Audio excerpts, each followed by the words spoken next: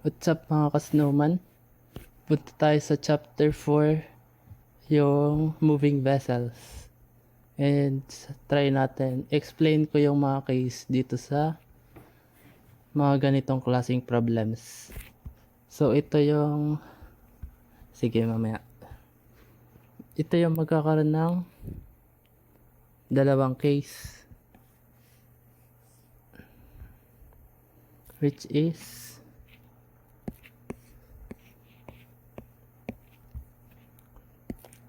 ito yung buong box. Tapos ito yung water level niya. And yung water niya is, magkakaroon tayo ng imaginary dito. Ganyan. And yung isang case is, dito naman, pag ganito.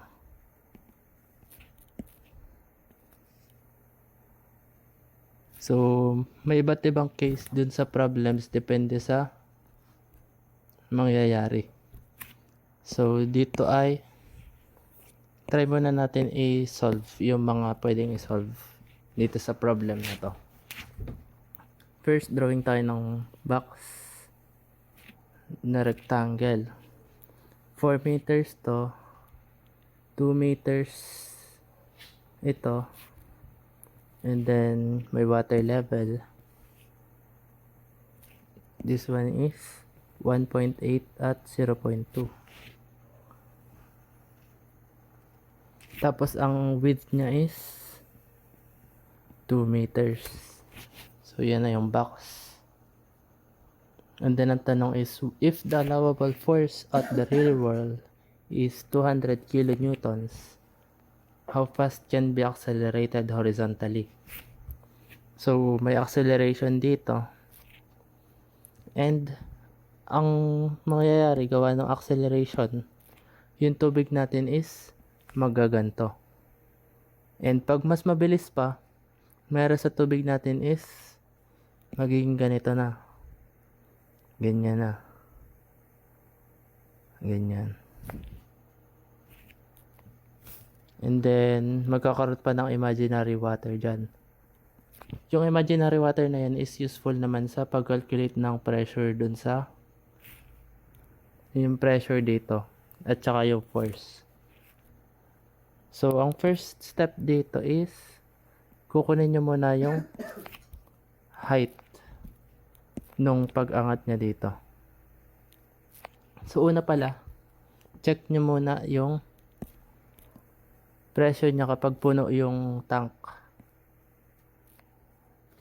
Check nyo yung pressure niya kapag nandito yung tubig. Kung aangat ba siya o kung susobra ba siya or hindi.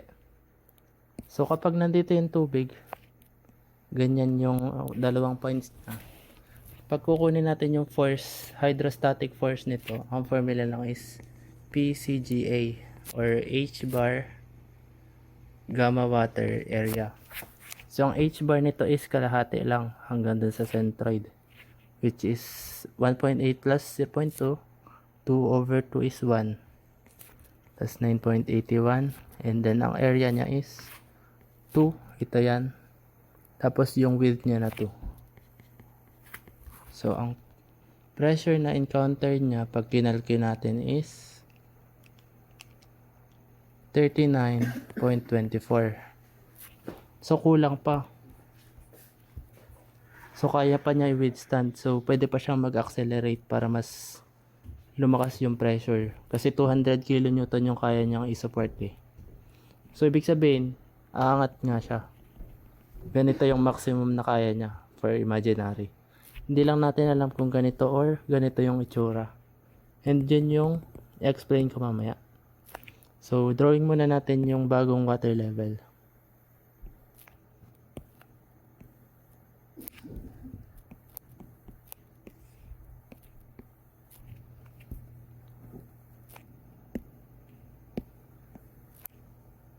Gawin nating red. Halimbawa ay ganyan. Or ganito. Mamaya pala yan. Ito muna ng height. Kasi hindi pa natin sure doon. So, bali ang gagawin ko, lalabelan ko to ng A. From here to here. So, ibig sabihin, may bago na tayong formula. set aside na natin to. So, meron tayong 200 kilonewton, which is yung total hydrostatic force, equals sa PCGA, which is H bar. Ang H bar niya is from here hanggang sa centroid nung container, which is dito. So, ito ay distance nito is 1, di ba? And then ito ay 1 din. And then ito ay A. So, bali 1 plus A siya. 1 plus A. Yan na yung H bar natin. 9.81. Ito na yung pressure sa centroid. Kulang na lang is area, which is 2 times 2. Solvable yung A. Pag sinip-solve natin,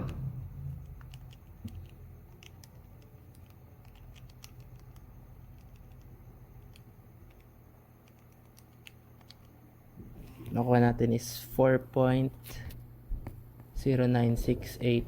Store natin sa A. And then, A na to. And then, paano naman natin malalaman kung paganito or paganito yung itsura ng tubig? So, sa law of conservation tayo ng volume ng tubig. So, pwede natin gamitin yung volume ng water na initial equal sa volume ng water final. Or, in reverse, pwede nating sabihin na yung volume ng air initial is equal dun sa volume ng air final. Kasi, yung volume ng air at water and air lang naman yung nasa loob nito. Ito yung air, ito yung water.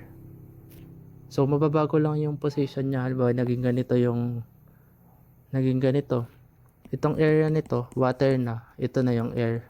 Pero hindi mababago yung amount ng water kasi closed container siya. And wala naman tayong dinagdag na water. So, ganun yung concept nito. So, for me, based on experience, ang pinakamadali is gamitin yung volume ng air. So, yun yung i-conserve natin.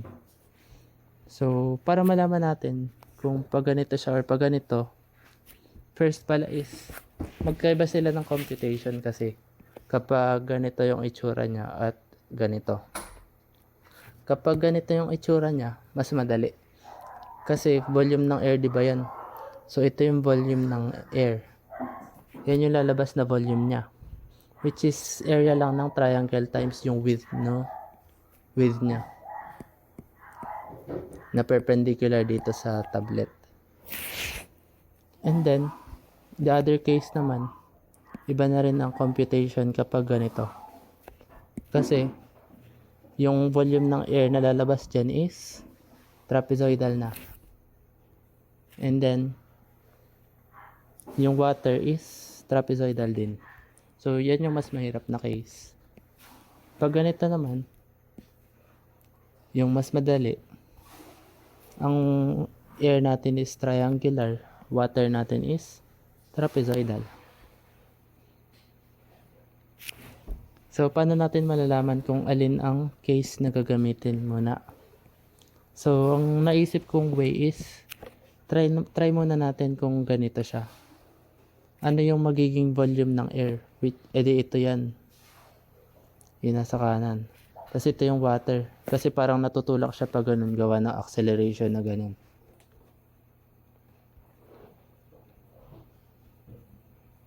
So, what if ganito yung ano niya? Yung water line. Yan, pag ganyan. So, paano natin masosolve yung volume ng air? So, ang kailangan natin is this one, tsaka this one. Ito alam na natin to na 2. Ito na lang. So, ang pinakamabilis na way para malaman natin itong length nito hanggang dito, alamin muna natin ito tsaka ito by ratio and proportion. So, gamit tayo ng this big triangle, which is yung opposite nyo over adjacent nya, which is itong 2 plus A. So itong A, nakastore na value to sa A ng calculator natin. Over 4. So opposite over adjacent yan. Equal siya sa, dito naman tayo sa small triangle, which is small a over this one. Tawagin nating B. So yung B yung isosolve natin. So ito yung papalitan natin ng X sa calculator. So sabi natin X yan. And then solve natin yung X. So ikakalkyo ko siya. Shift solve na lang.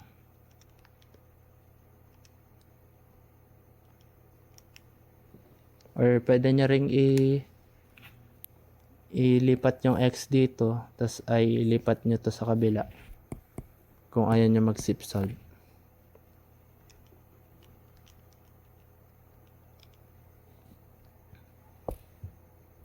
Ang nakuha kong value ay 2.688.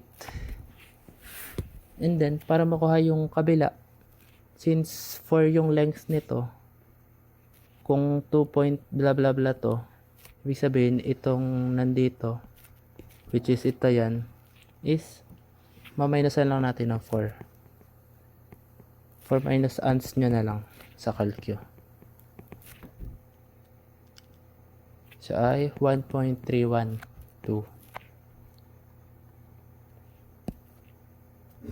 So burahin muna natin ulit para luminis. So ito ay, sige, store muna natin to sa C. Yan.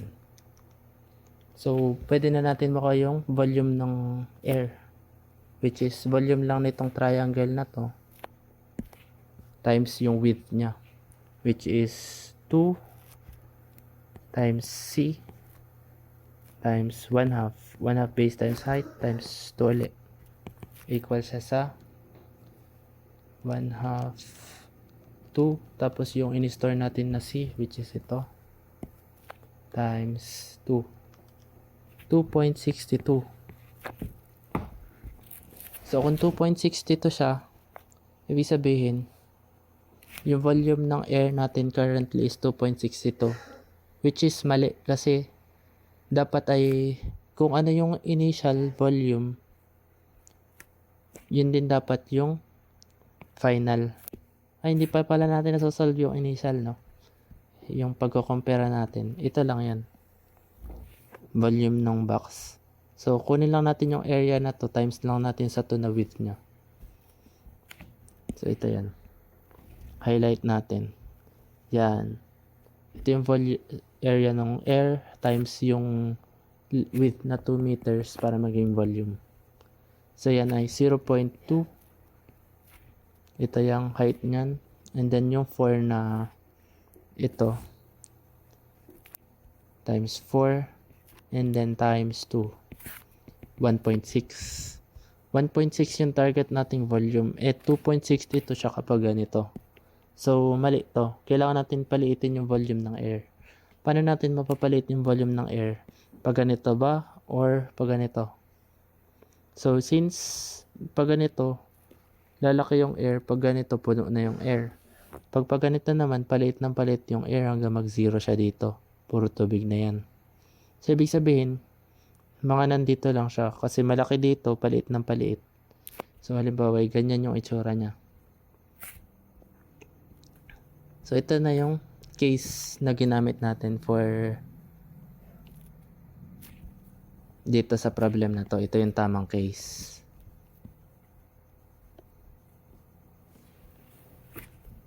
And then,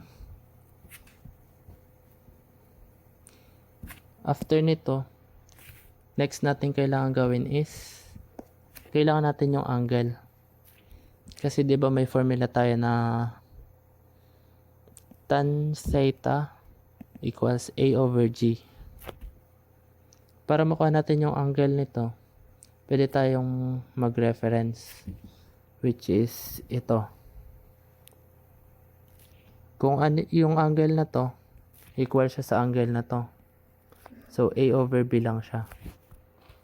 So, nabago na tong B ay dito yung dating B kasi ginalaw natin. So, kukunin natin ulit yung B.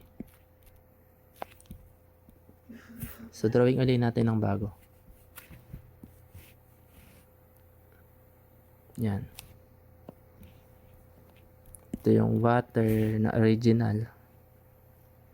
Ito yung naging imaginary na itsura niya. Yan.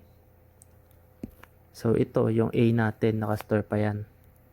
Yung B, hindi pa. Kung B yan, this one is 4 minus B. Tapos ito ay, hindi pa rin natin alam. Gawin natin C muna. Tapos ay, volume ng air, equal dapat siya sa 1.6 kasi yun yung original. Ito. So, equal siya sa 1/2. Base niya is 4 minus B. And then height niya is C. Times yung 2 na width para volume. So, simplify natin. Cancelable to. So, 2 unknowns yan. Kailangan pa natin ng isang relationship. Ang pwede nating relationship is ratio and proportionally ng triangle. This one over this is this one over this. So, para mas malinaw, lagyan natin theta. So, opposite over hypotenuse or opposite over adjacent lagi tayo. So, opposite, dito muna tayo sa triangle na to. Opposite is A over B. So, ito may value tayo nito sa calcu. Yung lalagyan ko ng underline, yun yung may value sa calcu. Equal siya sa opposite ulit nitong theta na to. So, C over adjacent 4 minus B. So, para madali, ito na yung dalawa nating equation. 1 ito, to. So, para madali, ko-convert, wait lang. Dalawa yung unknown natin dito. Check pala muna natin yung unknowns. Dalawa dito yung unknowns. Dito, dalawa rin yung C at B. Tapos itong A, alam naman natin yan. So, ito is 2 equation, 2 unknowns. So, solvable. So, ang pinakamadali kong way na nakikita is gamitin na lang solve for C. Tapos substitute natin yung C dito. So, ang C natin ay equal sa A over B. Tapos multiply lang natin yung 4 minus B. Lipat lang dito sa kabila. Pag nilipat natin yung division, multiplication na. So, ganito na yung itsura niya. Substitute natin dito. 1.6 is equal to A over B 4 minus B. So, ito pa lang yan C. C pa lang yan. Tapos, idadagdag pa natin tong 4 minus B. Or, pwede na rin natin gaging squared to. So, isa na lang yung unknown dyan, which is yung B. Yun yung gagawin nating X sa calcu. So, X natin is, pag sinip solve natin, 1.6 equals A over B 4 minus B squared.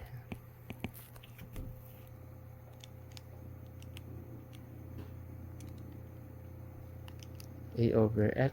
1.6 is equal to A over X times 4 minus X squared.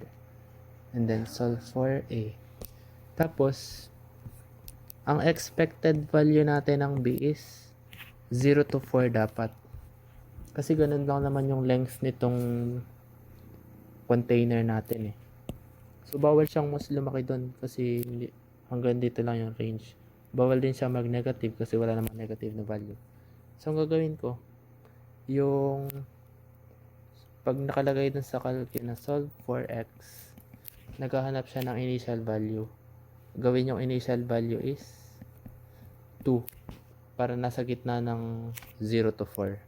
So, dun mag-i-start yung iteration. Mas malapit yung makukuha agad yung sagot. So, ang nakuha kong sagot is 2.93. So, alam na natin na 2.93 to. So, may value na, solvable na tong tan theta.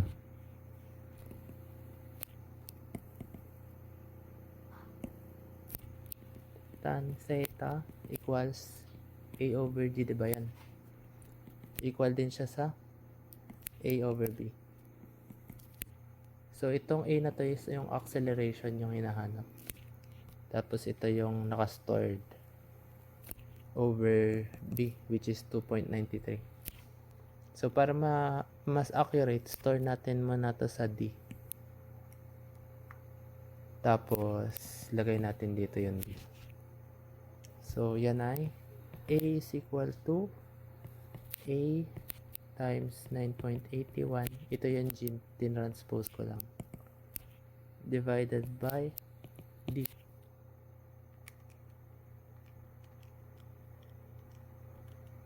So, ang lumabas na sagot is 13.7156 meter per second squared.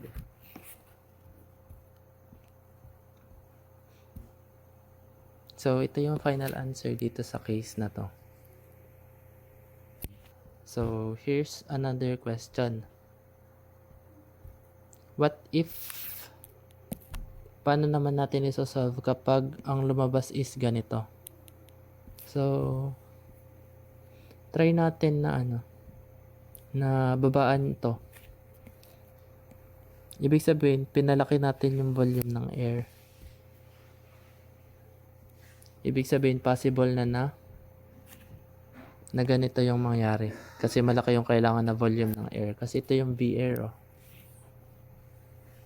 So, try natin. What if ganun yung mangyayari? So, actually, since same yung required na pressure, same yung height na kailangan dito. So, ito pa rin yung A na nasa calcu natin. Yung height niya. Ang mababago is yung V initial. So, hindi pa tayo nagsiset ng value, no? Balik ta rin kaya natin. Gawin natin ito ay wag masyado maliit. Gawin natin 0.5 to. Tapos 1.5 to. Yan. Tapos 4 to. Ito yung water level na initial. And then, surely, magkakaganto siya.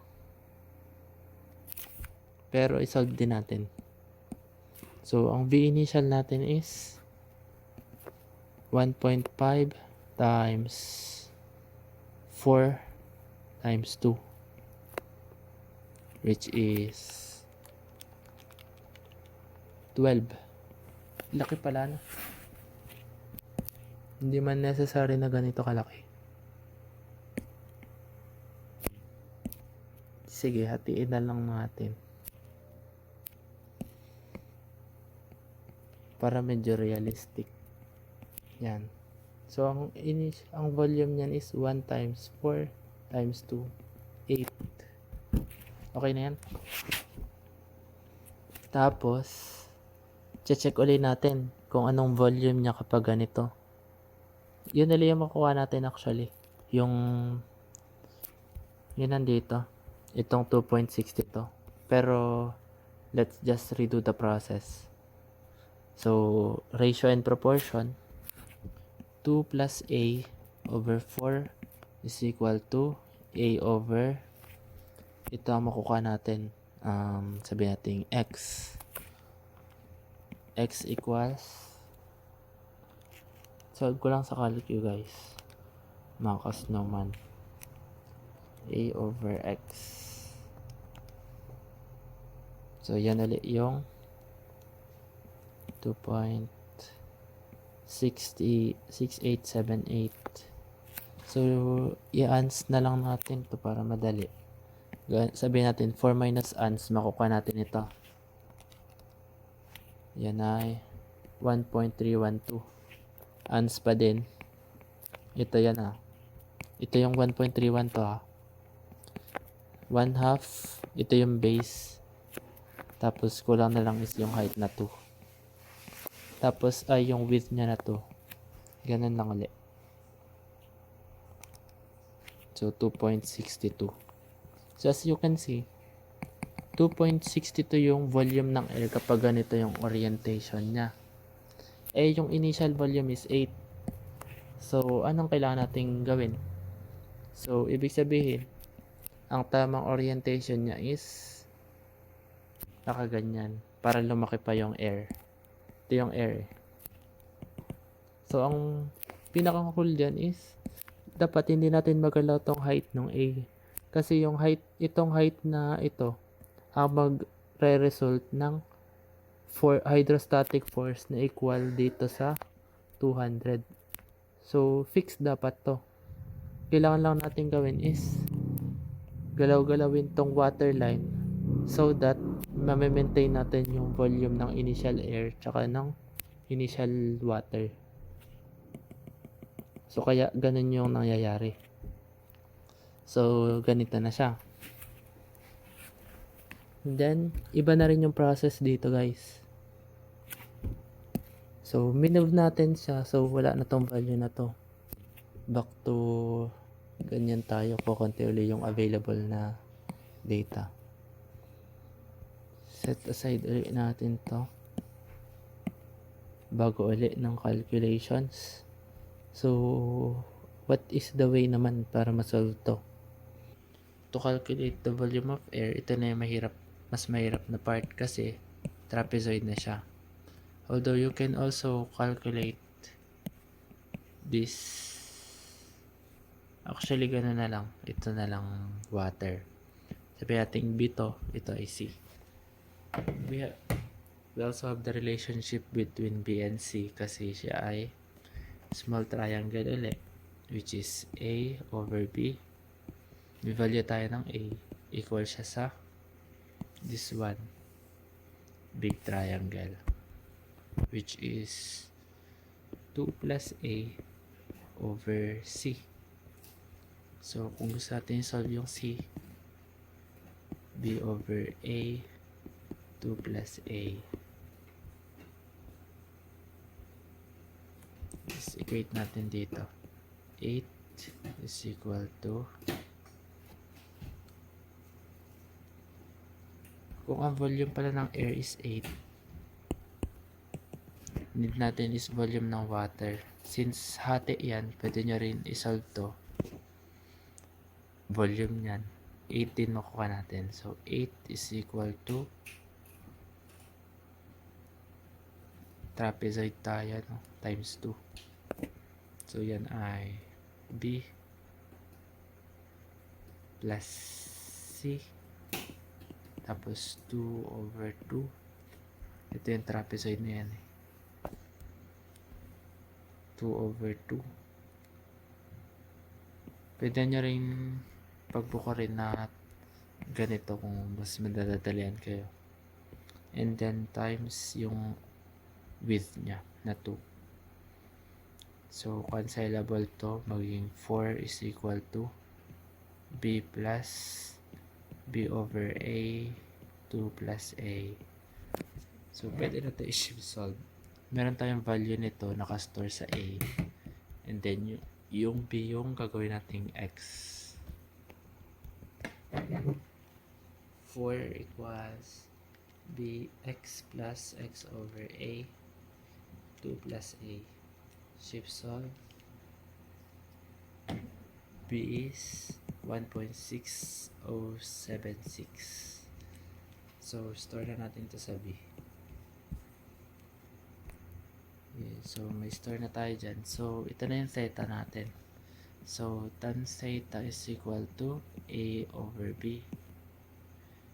Equal siya sa A over G. So, A is equal to 9.81 A over B.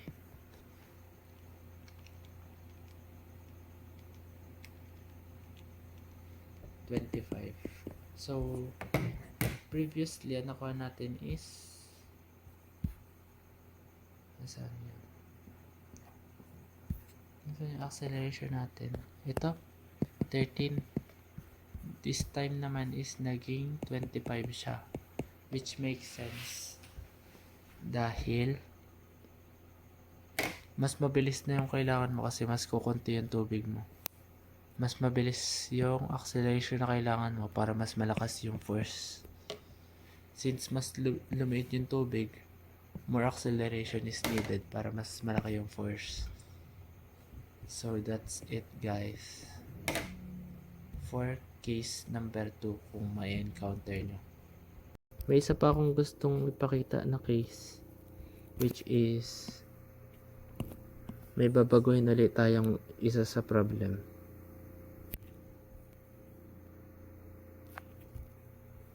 Halimbawa ay ganito. 0.8, 0.2 pa rin to, tapos 1.8. Pero, ang limit na niya na kayang i-hold ng rear is hindi na 200 kN. What if 25 kN siya? Kasi 'di ba XY yung mga names natin. What if lumabas na medyo mababa 'yan? So ang first actual step na kailangan nyong gawin pala is nandito. What is the minimum acceleration daw na pwede mong ma-reach para hindi masira tong rear? I-check mo. Kunin mo na agad yung pressure dito. PCGA, ang H bar is 0.9, 9.81, tapos area nya 1.8 times. Ito yung 1.8, tapos yun to is yung width. This one. 2. Equal siya sa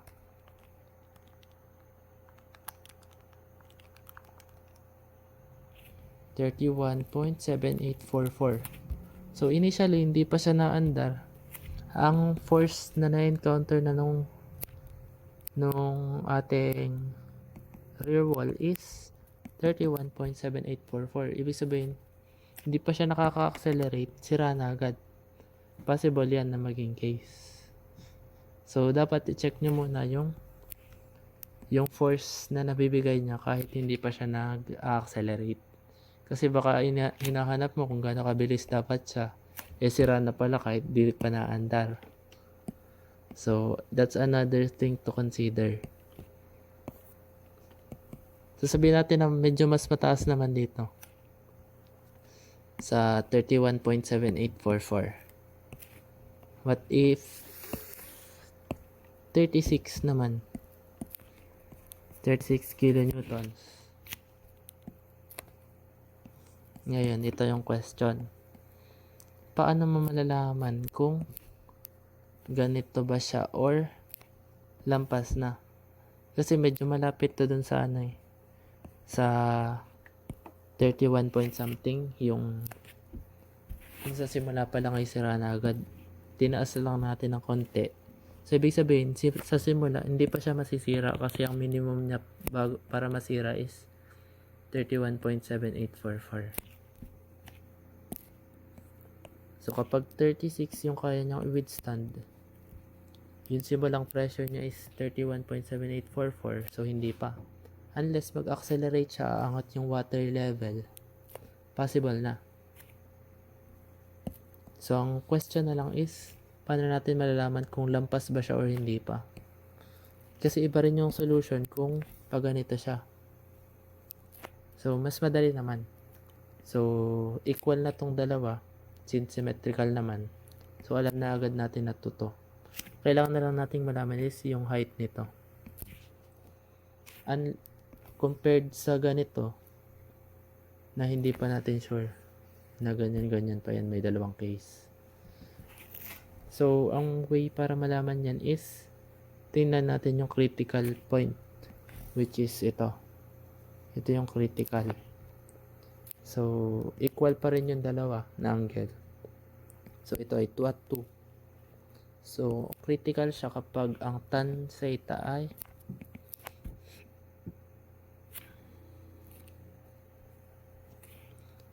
0.2/2. So, ang theta is 5.71.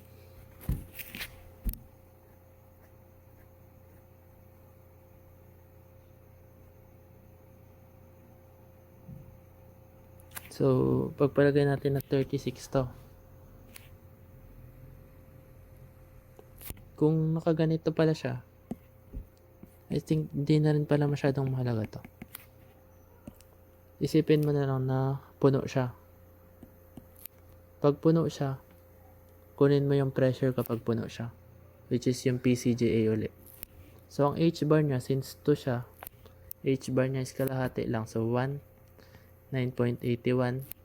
Ito na yung PCG. A na lang kulang, which is 2 times 2. Equal siya sa 4 times 9.81, 39.24. So, kapag puno siya, 39.24 yung force na binibigay niya, which is greater than dun sa 36. So, kailangan hindi siya mapuno. Kailangan mas mababa yung acceleration. So, babaan natin yung acceleration. Bababa din yung slope niya. So, nakaganyan na lang. So, kapag mas mataas siya sa 39.24, katulad ng 200, yun na yung case na ginano natin. Yan. Pero if less than siya, like this, 36 kilonewton, nandyan lang siya. Ang question na lang is, anong gagawin kapag ganito naman yung case? Actually, medyo marami talaga yung cases. Kasi madaming pwedeng scenario. So, ganito naman yung para dito. So, hindi natin to alam. Itong H. Sabihin natin big letter H. Pero tawagin na lang natin siyang big letter H kahit hindi pa natin alam value as variable. So, 36 kilonewton yung equal dapat. Equal siya sa PCGA. So, centroid. Ang H bar natin is ito, which is kalahati ng H.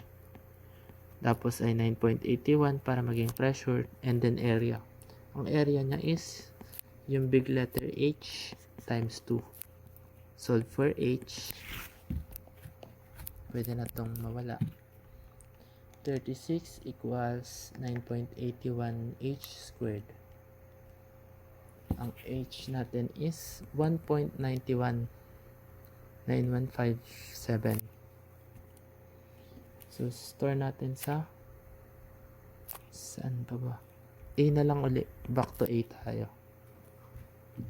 So, kung yan ay 1.917, ang gusto nating malaman is ito. So, may 1.8 na tayo. So, bawasan natin ng 1.8. Ibig sabihin, ito is 0.115. Yung 0.2 ay, hindi ito yan ah. Ang 0.2 ay simula dito hanggang dito. So, ito yung 0.115. So, makuha na natin yung theta. So, tan theta is equal to,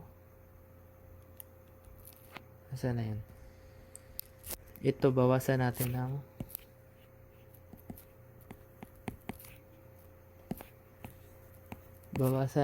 to ng 1.8 equal siya sa 0.115. Store natin to sa C naman. C. Yan. So, equals to sa C. C over to. So, yan yung theta. Opposite over adjacent. Equals sa A over G. So, ang G natin is 9.81. So, A is equal to 9.81 C over 2. Then, i-calculate natin. So, ito yung acceleration na kailangan niya. So, since nagme-make sense siya, kasi mahina yung rear wall. Ganito kalakas lang yung kaya niya i-support. So, yung truck natin, hindi siya makaka-accelerate ng mabilis. So, dahan-dahan lang yung pag-accelerate niya. Kaya mababa yung nakuha nating final answer. Which makes sense. So, ganun guys. That's pretty much all the cases na possible sa ganitong tanong. So, make sure na So, solve nyo muna kung lampas ba talaga siya dito. First is, kung lampas ba talaga siya dito. Ay, hindi pala. First step is, kung sira na ba siya bago pa umandar. Second one is, kung lampas ba talaga siya dito. And then third, paglampas nga siya, edi may ganito siya.